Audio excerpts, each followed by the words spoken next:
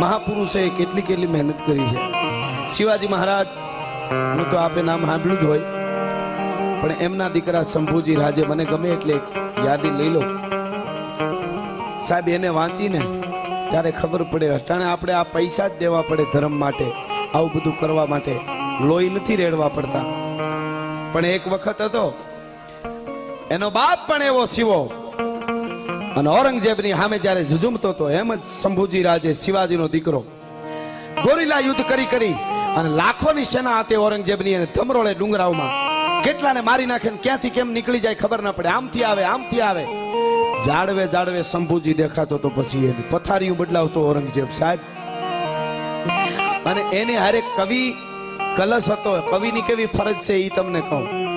ગમે એ નો બોલી નાખાય, ગમે એવી વાત નો કરી નાખાય, ગમે એવું ગીત નો ગાઈ નાખાય. હજારો માણસો ચાહતા એનો અર્થ એવો નથી ગમે એવું ગમે એ પાટે ચડાવી દે સાહેબ. સાચું કેવું જોઈએ, સારી વસ્તુ આપવી જોઈએ. પણ ખેર મૂળ વાત ઉપર આવું સાહેબ. કવિનો અને કલાકારોનો, સાહિત્યકારો હોય, કથા, આમની ફરજ આવે છે સાચી વસ્તુ કેવી, એ બહુ મોટી વાત છે ને સાહેબ. કવિ કલશ હતા એની હારે. શિવાજીનો દીકરો મોગલોની સેનાને જ્યારે ધમરોળતો હતો ત્યારે કવિ કલશ એની હારે હતા. અને કોકે કીધું ઔરંગઝેબને કે કવિ એના એવા કાવ્યો બોલે છે, વીરરસના ગીતો બોલે છે, એમાં આ શિવાજીનો દીકરો ગાંડો થઈને આપણી સેનાને કાપી નાખે છે. વાળ હુડતો હોય, વાળ કાપે શેરડીના એમ કાપી નાખે છે. કે બેયને પકડો. બહુ મથાતા સાહેબ. એટલી મહેનત કરી, ઇનામ જાહેર કર્યા, કોઈ દિવસ હાથમાં ન આવ્યો. ગોરીલા યુદ્ધ બહુ કરતો હોય સંભાજી રાજે, શિવાજીનો દીકરો હાથમાં ન આવ્યો, એની સેનાને ધમરોળતો હતો. એક વખત ગદ્દાર માણસ નજીકનો ખૂટી ગયો ને ત્યારે એ હાથ આવી ગયો, નકર હાથ ન આવ્યા.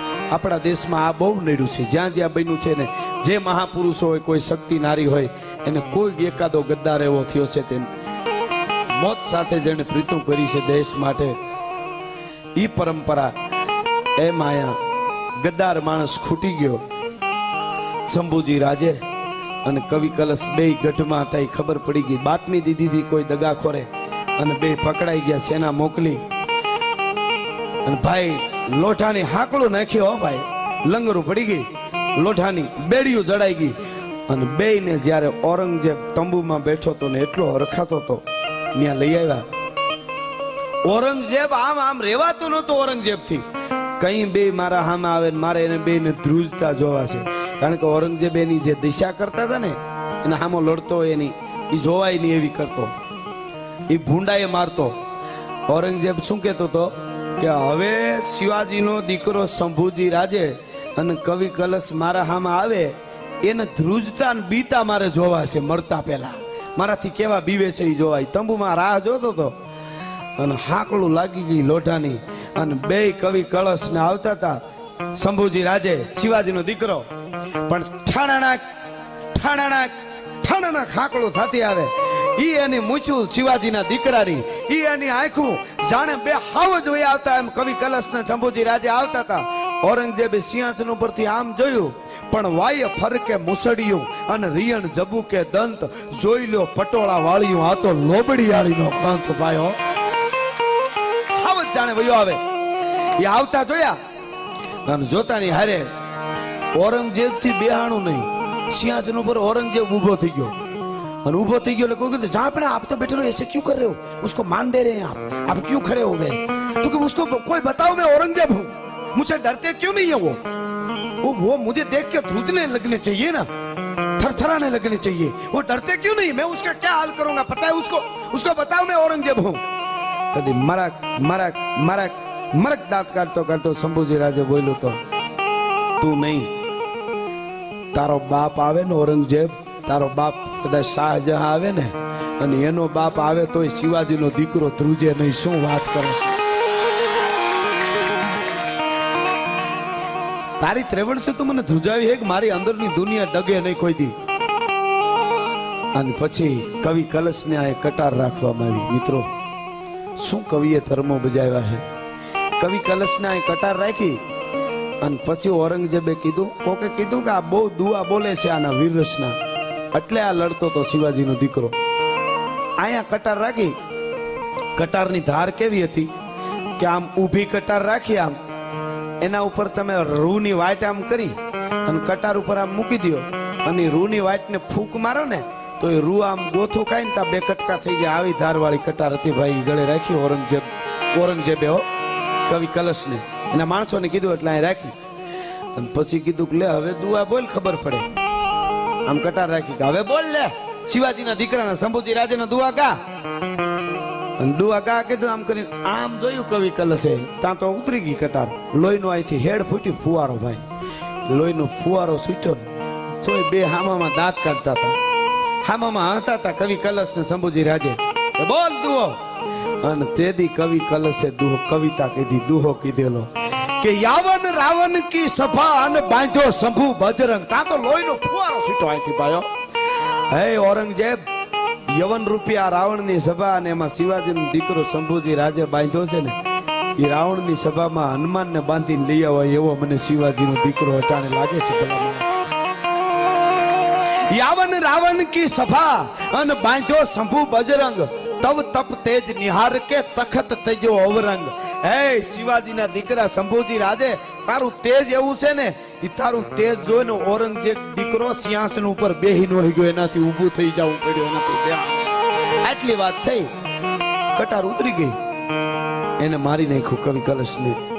હવે મિત્રો કોક દી એકલા હો ત્યારે ખાલી વિચારજો, મારાના તમારા ધર્મ માટે, જે હિન્દુ ધર્મ માટે હું તમે આજે છે, એના માટે શું કર્યું છે આ માણસે.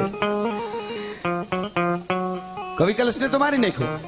શંભુજી રાજેને ધગતો લાલ હળિયો કરી અને આંખમાં નાખ્યો, આંખ બહાર કાઢી રાખી અને કીધું કે તારો ધર્મ છોડીને અમારો ધર્મ એકવાર બોલી જા, મારો ધર્મ અપનાવી દે, તને સેનાપતિ બનાવી દઉં, ઓહળિયા કરાવીને આંખ મટાડી દઈશ. તઈ એણે કીધું કે ગમે એમ કરતો હું શિવાજીનો દીકરો, હું સઈબાઈનો જાયો છું. જીજીબાઈ મારી દાડી છે, તમારી ત્રેવડ નથી. સઈબાઈનો દીકરો છું.